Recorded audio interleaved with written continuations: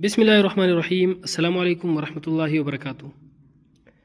آج ہم بات کریں گے خواب کے اندر خون دیکھنے کے حوالے سے۔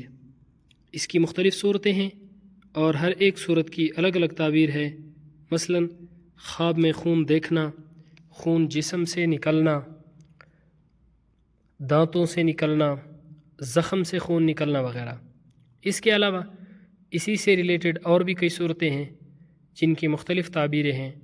اگر آپ ان تمام صورتوں کی تعبیریں جاننا چاہتے ہیں تو اس ویڈیو کو آخر تک ضرور دیکھیں۔ خواب میں خون دیکھنا، اس کی تعبیر یہ ہے کہ خواب دیکھنے والا مال حرام پائے گا جو زندگی کا وسیلہ ہوگا، اور قبیلے کا سردار بھی اس کی تعبیر ہو سکتی ہے۔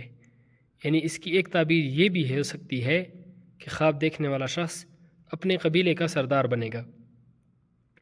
خواب میں ناک سے خون نکلنا حرام مال پانے کی دلیل ہے۔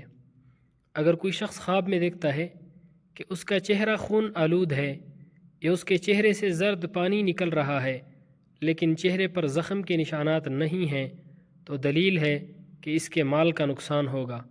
خواب میں پاخانہ سے خون نکلنا، اس کی تعبیر یہ ہے کہ پاخانہ سے جتنا خون نکلا ہے اسی قدر خواب دیکھنے والے شخص کو حرام مال ملے گا۔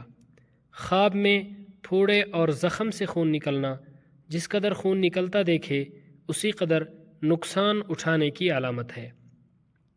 خواب میں پیشاب کرتے ہوئے خون آنا، اس کی تعبیر یہ ہے کہ عورت کے پیٹ میں جو بچہ ہوگا وہ مر جائے گا، یا اس کی تعبیر یہ ہے کہ روزگار میں بہت زیادہ نقصان اٹھائے گا۔